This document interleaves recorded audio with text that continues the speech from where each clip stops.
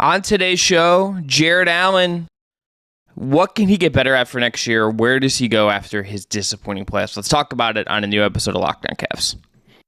You are Locked On Cavs, your daily Cleveland Cavaliers podcast.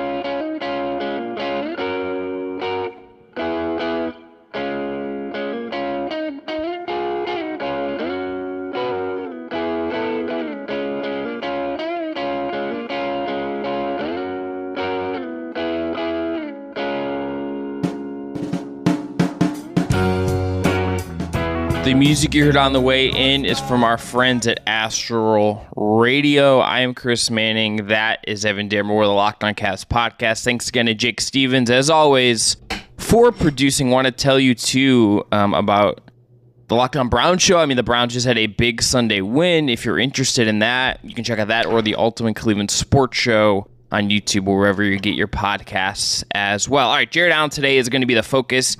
Segment 1, what he was last season. Let's unpack this a little bit. Segment 2, his rebounding. I think that's an area of discussion point that we can kind of dive into. And segment 3, what is Allen's role in offense as Evan Mobley grows, as his role changes? What does this look like for Allen and what he is at this point in his career? Evan, let's start with last year. I want to just put a thesis out to you. He last year, I don't think was as good as his All-Star season. I don't think that is particularly controversial. I think the playoffs, though, make it feel like a bigger drop-off than it was, and I think he was honestly, fine. He was unspectacular, I don't think nearly as good, but I think he was still pretty good, worth the money, and the playoffs have left, a weird issue with what he was. I think the playoffs certainly have left a sour taste in everyone's mouth just because you saw a lot of what Jarrett Allen's limitations were, just being exposed on the biggest stage, just because he is pretty set in terms of just offensive potential. I don't think you can get much more out of him. But as you said, he wasn't as good as his All-Star season. I think that's a product of the environment more than anything because you're adding another All-Star caliber player into the mix here. And Donovan Mitchell is obviously going to command a lot more offensive opportunities. I think he's just going to be more heliocentric to what the Cavs do on either end of the floor. And again, Jarrett Allen has certain limitations offensively. He's more of a robust defensive player. And in terms of just all-star worthiness, it's a little bit of a crapshoot just because players who score more or maybe are just more flashier on offense will certainly get easier tracks to it. And I think with the draft system and just the fact that they're kind of ignoring the aspect of positions and maybe conferences, and there's only so many spots to go around, that's fine. But like you said, Jarrett Allen was worth every dollar for the Cavs because he, again, this depends on going forward how integral he is, but at least last season he was integral to what the Cavs did defensively because he was a lockdown presence on the interior. He was able to command the paint and kind of deter opponents at the rim, and also allow Evan Mobley to do just pretty much whatever Evan Mobley felt like on defense. And that was so vital. And that's where Jarrett Allen is just is worth a lot of what you pay him. And yeah, $20 million is a lot to stomach, but it's not a ton of money in terms of the grand schemes of what Darius Garland makes or what Evan Mobley will make or what Donovan Mitchell is making. Or will make. Jarrett Allen is the fourth, or will make rather, and also Jarrett Allen is the fourth what banana. He makes now, and what he's going to make in the next deal. It's only going to go up from a differential. Mm-hmm. Yeah, but Jarrett Allen is the fourth banana in this situation, and he had to make a lot of sacrifices just because I think if you pencil it in, Evan Mobley is clearly ahead of him, and your quote unquote big three. I'm holding up 3 fingers here to quote it. Is Mitchell, Garland, and Mobley, with Allen being that all-star caliber guy who is just on the bubble, on the fringe watching, but yeah, he makes you better as a team just because he's so talented as a player. But again, he had to make sacrifices when Mitchell came here. I think that the 20 million thing I think was I think where I look at him and I think about what he wasn't. I think the edge for him was just a little bit different defensively. If you look at the advanced numbers, and this is not the only way to look at this. This is not the only way for us to consider this. I'm not going to say that it's the only way. But he'll expect dunks and threes, has expected wins and expected plus minus. So his All-Star season, 9.6 expected wins. It's very, very good for a center. Last year's 9.1. That's still in the top 10% of centers in the league. That's still very good. His expected plus minus went from 4.8 when he was an All-Star to plus 3.1. So still a very effective player. Then defensively, it's at 3.2 per 100 possessions. In his All-Star season, it dropped to 1.9. The year before last year, it's only like a 0.4 drop off on the offensive end. I think defensively, whether it was physicality, whether it was just maybe just a little off in terms of the motor, I think something just was a little bit different. I can't exactly tell you 100% what the root of that is. I don't understand. I don't think the scheme changed so much. Maybe Evan Mobley just got better and took on more of that responsibility. That's maybe part of it. But it felt like there was an edge missing with Allen last year that I think was really a shine of what as he was coming up in his All-Star season. Well, I think Allen doesn't really have much of an edge to his game to begin with. That was kind of always a knock against him that if you hit him hard enough, he will shrink.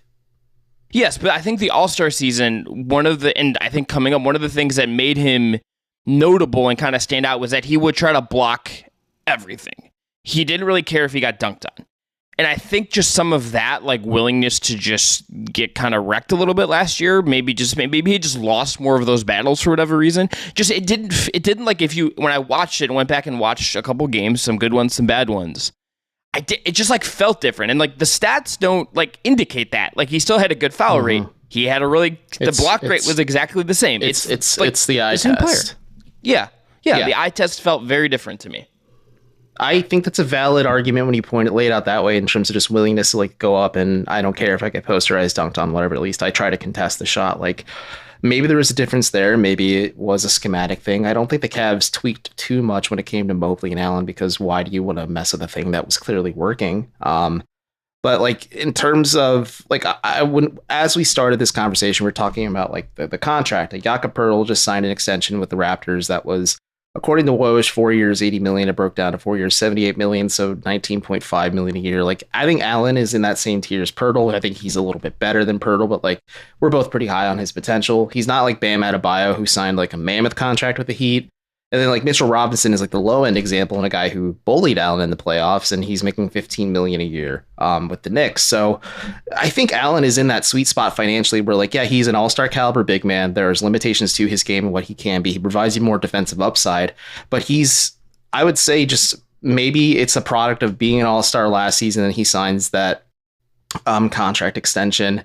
Maybe it's just a lot of things, and maybe a good agent as well. That helps too. So I think he's fairly paid compared to what the rest of the field is. And especially considering big man isn't a very robust position in the NBA. I think we're seeing a resurgence with Jokic and players like that are so multifaceted. But when you have a traditional big that is low usage, low maintenance, is expected to provide you rebounding, blocks, and paint protection, Allen fits that mold perfectly. And it's hard to really see what his long-term role can be. But like you said, the edge was certainly missing during the season. Maybe it was some of the weirdness of the injuries he had, because he had a lot of just random flare-ups, or those the knee or the back stuff, or there's just random injuries, or even the eye thing too. Allen got beat up quite a bit in other ways, and maybe it was trying to figure out how to play with that physicality, all while trying to protect yourself, because there are higher expectations to this team compared to last year, where there were pretty much low expectations. JB Bickerstaff told me that everyone expected them to be bad, and they didn't expect maybe the season they were having right away, despite maybe believing what they were cooking. But they were playing with house money from almost to get, Evan Mobley's rookie year. And I think maybe that's where Jarrett Allen played a little bit more free. And now it's with expectations heightened. How do you maintain availability? It's an interesting thought process. And I do wonder how much injuries played a factor in it. Yeah, I wonder if he did just feel beat up. I think that's a fair question of did he just get worn out? That can happen. And he's not. He is part of this class of centers in the league right now that are 7 feet and 240 pounds. So they're not small, but they're not bulky. Nick Claxton plays. I think Nick Claxton plays with a real ferocity that Allen, it's a level. I remember watching those two play last year, and it was one of the, when I was oh, this is different. It was Nick Claxton just kind of went at Allen in a way that I was wow, I didn't picture that. And then someone like Mark Williams is a interesting young player, definitely not nearly as good as Jarrett Allen now, but the projection for him is interesting, and he's also skinny. And I just wonder if Allen needs 10 pounds of muscle just to absorb some of this stuff, if his job is to, hey, bang with Joel Embiid, bang with Nikola Jokic. Let's put a pin in that real quick because we got to break for ad reads and everything. But like the weight argument is an interesting one for me because you point out a lot of players that kind of have a similar frame to Allen, and we can talk about that a little bit more as before we head into like the meat of segment 2. All right, coming up next, let's talk about Jarrett Allen's rebounding. I think the size part of this will come in there, so stay tuned for that. Today's episode is brought to you by Ibotta. Ibotta is an awesome app. You can get a ton of cash back on everything. If you've taken vacation, if you're planning one for the future, you can stop spending your hard-earned money without getting anything returned by using Ibotta. Ibotta gives you cash back on hundreds of grocery items from produce to personal care to pantry goods, so you can make sure you're beating inflation no matter where you're purchasing. You can just link your loyalty account or upload your receipt after you shop and get your cash back. It's that easy. The average Ibotta user earns $120 per year. That could cover the cost of a whole run to the grocery store. Other apps give you points that don't amount to much. With Ibotta, you get real cash back that you can cash out to your bank account, PayPal, or gift cards. You can earn cash back on hundreds of online brands and retailers too when you start with Ibotta. Includes Lowe's, Macy's, Sephora, Best Buy, and more. Right now, Ibotta is offering our listeners $5 just for trying Ibotta by using the code LOCKED when you register. Again, use the code LOCKED for $5 from Ibotta. All right, we're back. The rebounding question. I'm going to hit you with a number, Evan. Jarrett Allen in the regular season. Defensive rebounding percentage of 20.8. What does that mean? That means on missed field goals, he was grabbing rebounds at 20.8% of the time. That puts him in the upper quarter of big men in the league according to Cleaning the Glass. That's pretty standard for him over the course of the regular seasons. He's had as high as 30%. In his All-Star season, he was at 20.4. So very much in line. In the playoffs, that dropped to 11.6%. That is surprising. I do think that's just the eye test of the playoffs, you know? That's the eye test of the playoffs. The numbers track the eye test, and also just the fact that the Knicks carried that regular season mentality of like, hey, we're going to get as many second chance opportunities, whether it's from Randall or Robinson or even Josh Hart or shoot, even RJ Barrett and Jalen Brunson got in the mix sometimes too. But like, it was mostly those first 3 players I mentioned. And I think it's a interesting thing to look at in terms of percentage, because like you said, his percentage in the regular season is pretty standard fare, especially for a player his size, just how tall he is, despite maybe the lack of just bulk to maybe bang down low with some of the bigger bigs in the league. But that's where I'm just getting at is like, you see this and you have to wonder, is it a schematic thing for the Cavs? Like, is this something as simple as like the fundamentals of just boxing out on possessions and ensuring like you don't allow these second chance opportunities? Like, it's such an interesting question, because when the Cavs played the Knicks in the regular season or when they played them leading up to the playoffs, like the question kind of was like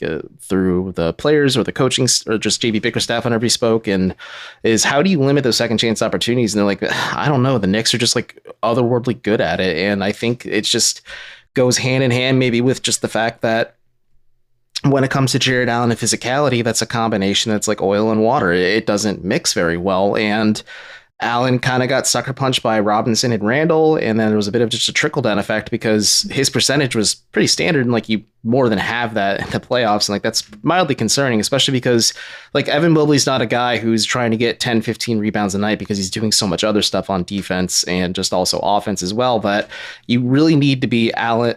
You really have to let Allen be the foundation that you're kind of building this house upon, or else like it's just going to fall apart. And we saw it fall apart against the Knicks. Do you, when I say Jarrett Allen, do you consider him like a plus rebounder, a plus rebounder, just a fine rebounder? Like, where do you kind of rate him out in that specific capacity? I say he's average. I mean, like you said, his percentages pass out to just like average with like what you expect from a big man playing in your starting 5 and getting heavy minutes. And I would say maybe slightly above average, but it's not like he's making like these insane second chance opportunities like Donovan Mitchell did, where Mitchell just used pure athleticism to beat like multiple guys, get an offensive board. But I think Allen is maybe slightly above. I'll go to say slightly above average. How do you feel about it? I think he's like firmly above average. I think he's good. I think the question is like, is the playoffs just like a blip where like that was just like a bad matchup that we kind of knew from the regular season and that's something you can correct? Or is that just like he's that could like he's 24, he'll be 25 at some point this year. That's not like at a point where I feel like I can 100% say this is exactly who he is. And he had his first playoff run like wasn't that, like it was a different matchup. I can't say like I like went back and like watched all of it, but like he had a very good he's had a series before in the playoffs where like his rebounding percentages were good. It was his second playoff series in Brooklyn, not the first, excuse me. It was like insanely good over a 4-game series.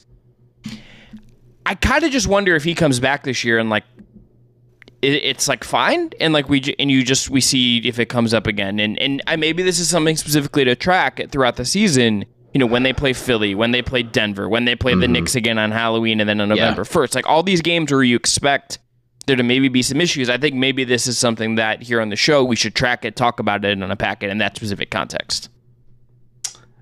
So that's part of the tricky thing is like it's a 5-game sample you have for Jarrett Allen's rebounding numbers in the postseason, just most recently for the Cavs. And you can use that example, the Brooklyn game. We talked about it a while back where like, yeah, the rebounding numbers were quite a bit of a concern. And like that series for Brooklyn where I believe it went 6 or 7 games, they lost in the first round. But you saw like Jarrett Allen playing with a ton of energy and he was really crashing the glass. But like, it was kind of a product of the situation. Like he was limited scoring wise, and it was Karis LeVert who's trying to carry that load for that Brooklyn team offensively. And I think time and just getting beat up over those years has certainly made a difference. But yeah, I think it's a number worth watching. And I think a lot of just the concerns about rebounding, I think it's going to be a lot of outside noise, especially when they play the Knicks on Halloween. Like, oh, are we going to see Jarrett Allen get scared by Mitchell Robinson and Julius Randle again? Or are we going to see Jarrett Allen like step up to the task and be a pretty solid player like that we know he can be? And I think, like you said, like it's worth monitoring maybe against like teams that play bigger to begin with, New York as well. But I think the numbers will regress back to the mean, or at least improve back to the mean, so that we're not like, oh my God, Jarrett Allen can't grab a rebound anymore. Like it's not going to be like Jaren Jackson Jr. for Team USA kind of situation. Like I think he'll be just fine when the regular season begins. And I'm just more curious to see if like, are there internal adjustments the Cavs make? Do they maybe ask Evan Mobley to crash the glass a little bit more and just kind of form like a wall, as Stan Van Gundy would say, to prevent those second chance opportunities? But I don't know. Like it's such a weird thing because it's the eye test and the numbers back it. And the Cavs didn't really have like a concrete answer when they were pressed on it, and maybe that was strategery on their part. But either way, like it can be a bit of a quiet concern, at least, especially when the postseason happens, because if they come out flat again, like, oh, okay, well, it's same as last year. They're perfectly fine in these certain margins, and then as soon as the lights get bright, like things just kind of crumble when they get sucker punched. The only thing else I think to add to this is when you add George Niang, when Dean Wade is not a plus, really, I think a plus rebounder, when Strus isn't going to contribute in that way, when Evan Mobley still has a lot of growth to go in that way, this is kind of on Allen to be someone who's going to gobble up rebounds this year, and how that goes for him and how that works, I think will tell us a lot just about Cleveland's ability to end possession. Their defense is going to be really good, but you're giving teams easy looks back at you and cutting into your wins and cutting into your success when that happens. And it's going to be a lot on Allen and Mobley as well. But in this specific the purposes of this conversation, Allen to kind of end some of that. All right, coming up next, let's talk about his offense. Can he grow it all? And where was he last year as an offensive player, and how could that change? We'll talk about that coming up.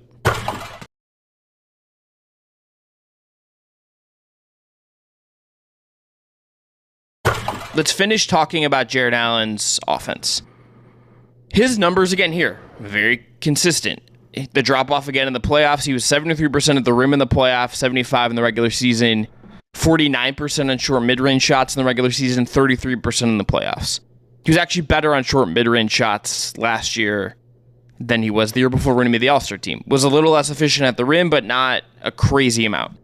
Where I kind of wonder, whereas I think like the rebounding stuff might get better, do you remember, Evan, when they got him and Kobe Altman talked about wanting to maybe like have him play at the elbow and do some DHOs and stuff? I don't think that's a thing that we should expect to see anymore. If it was going to happen, I kind of think it would have happened by this point. Yeah, it would have happened by now, especially when Evan. It was such a weird situation when Jarrett Allen came to Cleveland because he was backing up Andre Drummond for a hot second. But like when he started starting for the Cavs, yeah, you're like those are your opportunities because your kind of pillars, quote unquote, are Garland and Allen going forward. Sure, there's like the mix of Colin Sexton, Isaac Okoro, and other guys just kind of in there now. But like you're looking ahead, like yeah, there's not a lot of opportunities, and sure, maybe the Nets try to explore that. And that's maybe the luxury of having a younger player who's kind of figure out who he is, or maybe having a coaching staff figure out what a young player is. But I feel like just because of the advent of Donovan Mitchell and Evan Mobley, who has just like who's oozing with offensive potential, like it's really hard to say, okay, Jarrett, how can we integrate you more into the offense because he's already so low maintenance and like he already has so many like plus attributes that you can maybe just you obviously prioritize the development, but you don't have to focus that much in it. More so you focus on the key aspects that can just kind of lead to winning because the Cavs have to flip that switch now where, yeah, we're still developing this young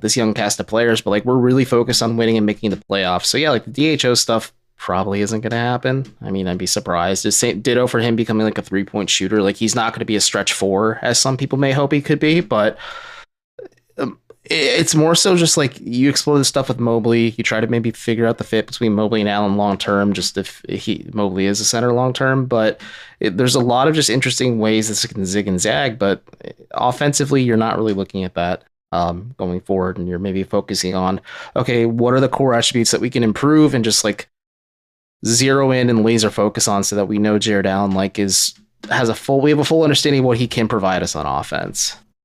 I mean, all the reps that Jarrett Allen could get as far as development should be going to Evan Mobley. That's the whole question. Yeah, no, I agree with that. Like that's all you really can do. It's just like, how do you develop Evan Mobley to be that player? Like the Cavs flirted the idea of Mobley like leading fast break scenarios, being like the primary playmaker on offense, and like yeah, you see that big to big passing where maybe Mobley's at the top of the key or at the top of the arc and Allen's streaking to the basket, or they run like a pseudo pick and roll. Like yeah, explore more of that and unlock Evan Mobley as a playmaker and just let Jarrett Allen be the benefactor of one, either a lot of spacing around him, either if Mobley becomes a shooter or just with Garland and Mitchell naturally, and he gets those second chance opportunities and just more opportunities at the basket just because there's the floor is more open, or play to his strengths as like a pick and roll big. And if you're able to let your big man and Evan Mobley just be the primary ball handler and like you can become more multifaceted in that, like there's a lot of fun wrinkles you could do with like Allen just being the guy who streaks to the big and letting Garland and then Mitchell play off the ball and maybe be shooters that can run to the top of the key or into the pocket just based on how the defense collapses on Allen and Mobley. Like there's a lot of fun ways you could explore that. And yeah, I agree. Like you want to invest those assets and just time more than anything into developing Mobley as a passer. And yeah, again, just refining like maybe what Allen is best at, and also what is he best at in terms of the grand scheme of being like the fourth option on offense in a starting lineup.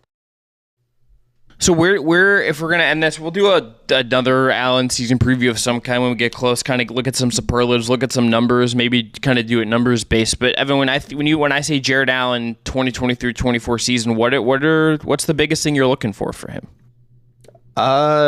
Just more than anything, how does he handle physicality? Because the Cavs are a team that like beats their chest on being, we're this tough, gritty, junkyard dog team who's willing to grind. Like we've seen them lose ugly, we've seen them or win ugly, we've seen them win pretty. Like we've seen a lot of different ways for them to work it out. And like the Cavs are a team that is built for success and built for success now. And what adjustments does the coaching staff make to empower Allen a little bit? But I'm just really going to be, like many others, just kind of focus on the rebounding stuff, because like you brought up a valid point in the second segment. Like it's the Knicks. I think Milwaukee certainly is in that conversation. It's Philadelphia. It's Denver. Like Miami's going to be a tricky match just because they have Kevin Love and Bam Adebayo, and Kevin Love just has a nose for getting that kind of stuff. Like there's a lot of teams, maybe even Oklahoma City, who's like a weirdly just massive team. Like if Chet is healthy and actually is able to like play despite like his super freakishly small frame, like there's some interesting stuff that the Cavs would have to face. And I wonder how Allen responds to it, on top of just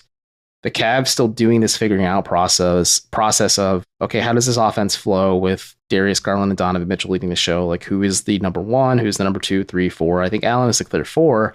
It's just figuring out who the 1 through 3 is. So there's a little bit more harmony on either end of the floor. Yeah, I am expecting something of a return to normalcy for him, and it's kind of the theme for me with the team as a whole in some ways, but let's see what the playoffs look like and who they play. And maybe that's not fair. That's maybe kind of a cop-out answer, but I think it's fair. I want to see what he looks like in that environment again. And look, if I do, I probably will put a little more weight on the Knicks games and some of these other teams with really good rebounders and really good rebounding rates that get offensive rebounds. Like when they play Utah, and Utah's out here running lineups of Walker Kessler, Larry Markkinen, and John Collins. Like I want, Utah's that's a good team to mention too. But it's like the Cavs are gonna have to do it. When they play Minnesota and it's Gobert and Towns or whatever you want to say about those two guys, they're probably gonna get a lot of rebounds. Allen's job on this team is gonna be get rebounds and prevent teams from getting misses because Evan Mobley needs to do other stuff. It's going to be a lot on Allen, and I am fascinated to see what this all looks like. All right, that's going to be it for this episode of Locked On Cavs. Back tomorrow talking about Darius Garland. Tune in for that, please. Thanks again to Jake Stevens for producing. Have a great Monday, everybody.